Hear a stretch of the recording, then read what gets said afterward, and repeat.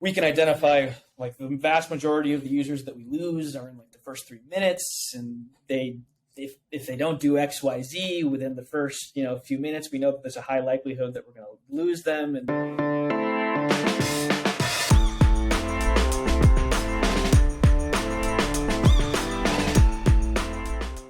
imagine achieving 8 million monthly average users with $0 in paid user acquisition spend. Does it sound too good to be true? Does it sound something like would make you jealous? Absolutely, make me jealous. It certainly sounds to be too good to be true, but let's find out. Welcome to Mobile Heroes Uncensored. My name is John Koetsier. Our co-host, of course, is the amazing Peggy and Salz. And today we're chatting with the growth leader behind a recent Apple top pick for App of the Year and a viral sensation. Peggy, who are we chatting with? Well, we're uncovering a story that not many have heard of before, John, so it is exciting. We're digging deep into visual blasters, and our guest is Geoff Hladik. He is head of revenue and growth. And as you pointed out, his company won Apple 2019 App Trend of the Year for their animation product, Flip-a-Clip. And he's going to tell us how to make an app that's not just a crowd pleaser, but gets Apple's attention. And you know that isn't easy. Before joining Visual Blasters, he held biz dev positions at ad tech companies including InMobi, AirServe, Appodeal, and Fixu. So he's seen it from both sides. He leveraged his experience in digital advertising to work as an account executive at a string of companies you will have heard of, including AOL and Amazon. So it's great to have you, Geoff. Thanks, guys. Hey, if I hear visual blasters, I'm thinking like pew, pew, pew or something like that. So give us the 2 seconds on visual blasters. Yeah, absolutely. So visual blasters, we've been around for, I think, probably about 6 or 7 years. I've been with the team for about 3.5 or so. We produce an app called Flip-a-Clip. We're the leading, 2D animation and design and what we call like trace over video. Love it. Creator economy. Here we go. Teaching the kids young. So maybe let's start here. We've all heard, we're seeing the evidence kind of in front of our eyes most days. We're in a bit of a recessionary period. So budgets are getting tighter. Organic growth sounds great. Users you don't have to pay for. You don't have to spend $100,000 a month to get growth. How have you made it happen? Yeah, that's a great question. And I think it probably goes back, I think, since the inception of the company, where our founders kind of like built our business with like a focus solely around product and our community. I guess product first, and then the community came second. So, the product itself lends itself really well to generating content for a wide variety of creators.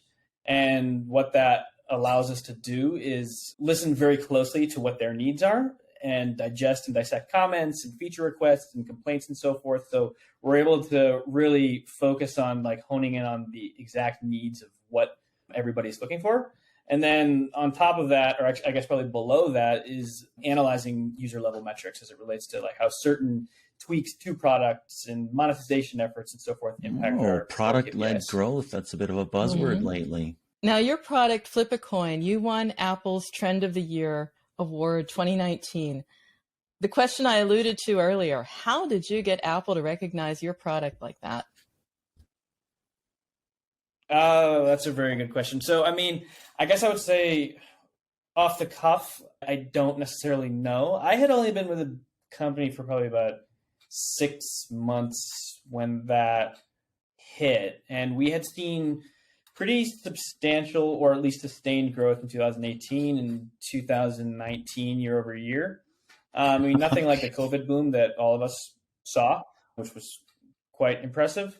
But as it relates to like catching the eye of Apple, I don't think that we really know. I would say that I do think that there's somewhat of a different approach between Apple and Google in terms of like how their editorial teams keep a closer eye on trends and like specifically maybe analytics and user sentiments of certain apps. And I think that they must have picked up on a few key, I would probably say insights, maybe just because we have long user sessions, maybe some of the comments that are showing up and the retention rates and so forth. I don't necessarily know. That's the best guess That's that good. I can come up with. Because it's a Yep, secret sauce that exactly. I nobody like really it. knows. 6 months after you join. I mean, that's going on the resume. Obviously, Yeah. causal relationship right there, right, Peggy? I will say one thing though, which we've seen is once you have established a relationship with Apple, it does open a lot of doors for future opportunities to collaborate with them, which is pretty interesting. And then that kind of helps us just keep the train going in terms of focusing on product and community and making sure we're just delivering the best possible user experience that we can. You've got their attention. You also have the attention of children as well, because I have a colleague, and when I told him, oh, I've got this interview coming up, he's like, oh, yeah, he has 3 children. They all use Flip a Clip as a learning tool in their elementary school in California. So it's really interesting. How did you manage that? How did you get into that market? Because they certainly love you. Oh, man. Well, that does make us feel really good to hear that. It's always great to hear. Are you asking specifically like in schools, for instance, like exactly, from an educational standpoint? If that's a market, Yeah. It's a hard one to crack. So very good question. I mean, I would say we don't have an official schools product yet. It's sort of on the roadmap. It's there. And what we've seen is just like a tremendous adoption of Flip a Clip in educational institutions, from like second grade on up through like higher education. And we get a lot of requests, quite frankly, on a daily basis for an official version. And we're working on it. We do have a few beta versions out there that are being tested. We're integrated with Apple School Manager, and we're working on integrations with Google, but we don't have an official product that has been released thus far. They're actually still using, the public domain version. That's which is pretty interesting. It's not necessarily tailored to schools. So it's one of those things whereby there's a lot of opportunity there for us, but we don't necessarily have the bandwidth to kind of jump into it full tilt, because we're still working on a lot of like core infrastructure projects with our with the main B2C version. Love it. Yeah.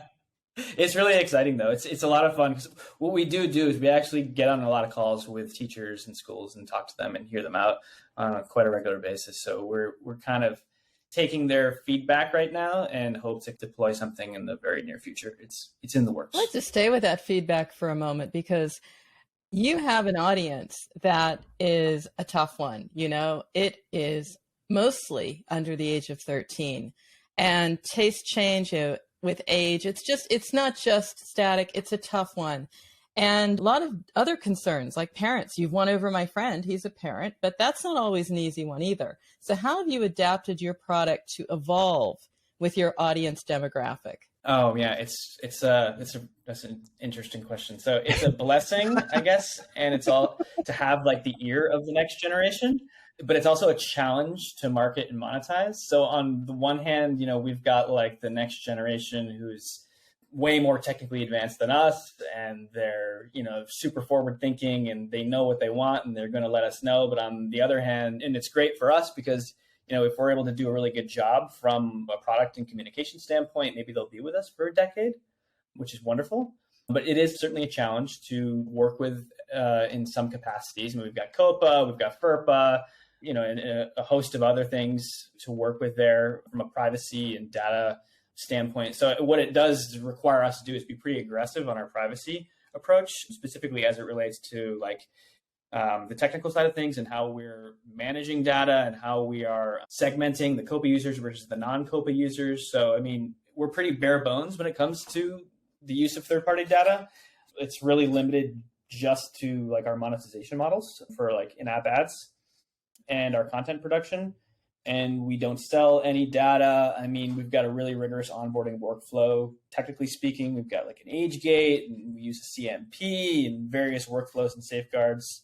Like users are split and separated, into 2 different sections. We've got different remote configurations, different ad stacks with entirely different ad units and waterfall. So I would say it's definitely not easy. And we work with our legal teams a lot and our third-party advisors in order to ensure that we're going above and beyond. But it's certainly a challenge. And there's some limiting factors there from like just a revenue and communication standpoint. But at the end of the day, they are the future of our app. So we're fine with maybe having a little bit of a different approach for that audience than some of our other users. What is that are, interesting about not that Copa. audience, and Peggy and I have interviewed other people before who have hundreds of millions, if not billions of installs, and significantly target kids as well. It seems to be a virality factor when you have kids. You said something that I was wondering about. I know COPA, Child Online Protection Act, Privacy Protection Act, maybe. What you said FERPA as well. What is FERPA? Family Educational Rights and Privacy Act. That plays into schools and a number of other like attributes of privacy. We got to get to the big issue here, the really interesting thing, right? You've got the 8 million monthly active users, haven't spent a cent on paid user acquisition. That just doesn't happen. I mean, it almost never happens. I mean, you've got growth consultants, you've got mobile growth experts who are always, if you want to grow today, you're spending money. And that's almost always the case. So let's dig into that a little bit. How'd that work, and what delivered the most uplift for you? Yeah, that's a good question. It's probably the best question that we also ask ourselves on a daily basis. I mean, so there's a couple things there. So number one is like the app itself acts as what we call like a growth engine. And that's kind of the term that we use internally. So it's quite simple. Actually, our creators come up with simple or brilliant or funny art or content or music or whatever it may be, and then share it either directly with their friends or to social channels, TikTok and YouTube and so forth. And from there, it inspires would-be creators to install the app. So that's like the first thing, I guess I would say. And then everything that we do is kind of centered around trying to make sure that our product, A, is doing the best job that it can from a functional standpoint, and then B, trying to fuel people's ability to actually work with that product, and then they'll organically share from them. So everybody wants that viral loop. Everybody wants that product-led growth, that app-centric growth where it's building, it's growing on itself. The snowball is rolling downhill. It's really hard to start that. How do you go from 0 to 1 on that? Yeah, that's a great question. So I would say it really definitely starts with product. And it's not going to be like the best fit for everybody, but for us, because of the fact that we provide an opportunity for creators to express themselves in just a number of different methodologies, it is a little bit easier to achieve, like a high, we call it, the K factor, like we're like almost a 1-to-1, meaning every install drives a new install. But it definitely boils down to product and then like thus the user experience, coupled with, I would say, a strong sense of community with our creators. And what we end up ultimately doing is spending a lot of time listening to what our creators are saying. We'll pick apart, their reviews and their complaints and their suggestions, and then we'll take a look at our product roadmap in terms of like what we know, like our core infrastructure, where our core infrastructure gaps are, and then what we need to do in order to meet the needs of the communities. And then we'll try and slot in or like prioritize where we can make the best bang for our buck in terms of delivering for them. And at the same time, we're also doing a number of things, on the marketing and engagement side of the business in terms of CRM and generating like the right kind of content that will help them from an educational standpoint to continue to allow them to, maintain a high level of engagement, whether it be like contests that we run or any kind of like social campaigns that we're running or partnerships with other companies. And then at the bottom, we're doing a ton of analysis from a user level standpoint in terms of trying to identify where the best trends are within the app to try and improve user experiences, which would like be centered around like a core set of KPIs that are specific to our app, meaning like, the basics of LTVs and retention curves and sure, ARPDAUs and so forth. Those are all critical to our analysis, but what we really try to focus on is breaking down our audiences in terms of like those core KPIs that allow us to reach that K factor, allow us to improve somebody's ability to create content. That's and then share actually content. really, really interesting, Peggy, because typically when we ask growth marketers about metrics, we get pretty much the same things. You get a lot of LTV, you get the ARPDAU that Geoff was talking about, you get, your CPA or CPI, you get a lot of those things, all the stuff that's based on how much did I spend, how much am I making? And what Geoff is telling us is that their metrics, they've got those, but they're really focused on the metrics around how is each user bringing in another user? How is what they're doing in the app actually helping it grow, that K factor that he mentioned? Was that a specific design decision? Was that a specific product or even company decision to focus on product-led growth and virality over paid user acquisition? Actually, no, but it became evident in time. So, I mean, the business has always focused on, it was a hobby at first for our two founders who started the business.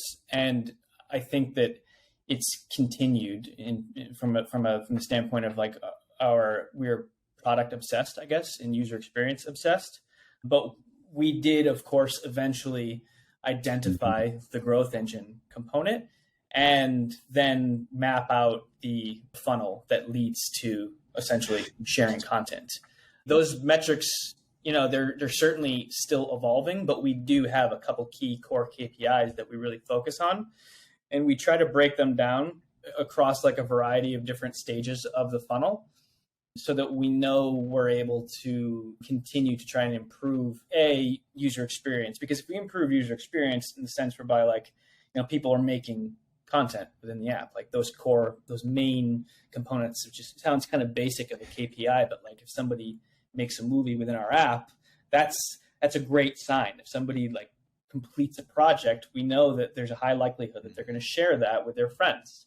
So focusing on some of these early stage metrics really drive a lot of downstream as well. And then what we do is we kind of go get a little bit aggressive and do a lot of user level audience building for like the first few minutes of a user's first session, meaning we can identify like the vast majority of the users that we lose are in like the first 3 minutes, and if they don't do XYZ within the first few minutes, we know that there's a high likelihood that we're going to lose them, and it's different for each age group and device type and geo. So there's a lot of focus on trying to improve the user experience for the first few minutes so that it leads to higher completion rates for like building a movie, which then improves our K factor and so forth. So there's a lot of analysis that goes on. We don't hear that from every marketer, Peggy. No, and it's so encouraging. I'm thinking the whole time, John, it's like, first of all, I am overjoyed to hear the word K factor. There was a time back in the day when I was actually writing a book about mobile apps, the Everything Guide to Mobile Apps. And I had a lot of people get on me back in like 2015 saying, no, K factor isn't part of this. It's like this intangible, and we don't want to deal with intangibles. So long story short there, it's just encouraging to see that come back. And Nice. It's also very interesting to see it come back in a product-led growth model. So now it not only has cred, but it brings value because you're going to lead product-led growth, as of course Geoff pointed out, by listening to your audience, by understanding your audience. And I'd like to say maybe some kudos for thinking about the event you want to lead people to. We have a lot of people, John, who don't really know that yet, to think what event is going to create the more valuable user, the more valuable LTV. If you don't do something within the first 3 minutes, then you know what you need to aim for. So, and what's so critical about that in the era of SKAD network on iOS and the coming era of Privacy Sandbox and Android, you got to know those factors really quickly. You got to know those core KPIs that you want to measure. And if you can get ones that are highly predictive of a valuable user, you know what's going to happen. I think that's relevant to your next question, Peggy, which might be about some sort of paid going on. Yeah, actually, that's exciting because if you think about it, he's nailed the flywheel, right? So we could just like give him an award and let him go. But no, he's eyeing paid UA. I have to ask the question, why? It's certainly a natural progression. And yes, it's wonderful to have such great organic growth that we have. But there's, of course, always times where we are like, oh, we wish, we were also doing UA, because we could, have a slightly different approach in terms of like who we're, bringing in from a, I guess, revenue generation standpoint. But right up until now, we've really just been trying to focus on so many different like core aspects of the business, trying to improve all these different infrastructure gaps that have existed that will help us kind of like get to this next level of UA.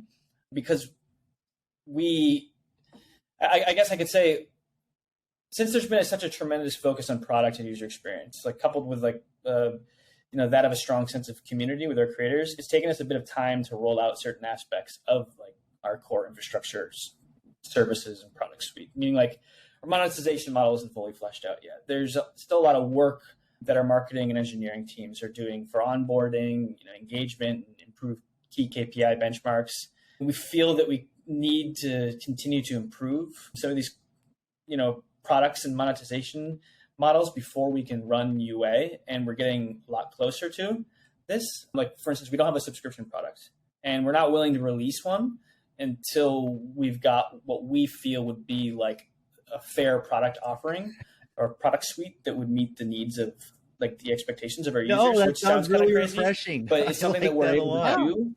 Yeah, we could just dump subscription in right now, but what we think would happen is we'd be kind of gouging our user base, and the community wouldn't respond well to it. So we still have a lot of work to do there.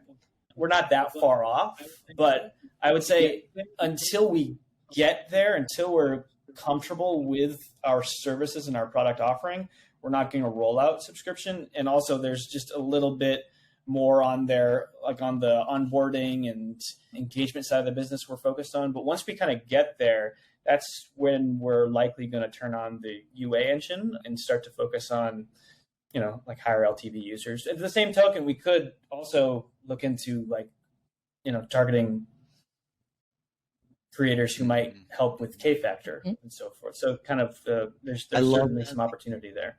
But it's definitely on the roadmap, but we're just not ready yet. And we're kind of fortunate enough in the sense where we don't have to do it in order to I love that thinking. scale. There's so many people who just jam a subscription into their app because, hey, subscriptions are the new next thing. And hey, I can get a customer or a user and I can profit from them for a year for my flashlight app, for my little crappy utility app, right? And so I'm really super glad to hear that you're investing significant effort on building something that has huge value, which is what you need actually to be sustainable anyways for a subscription app.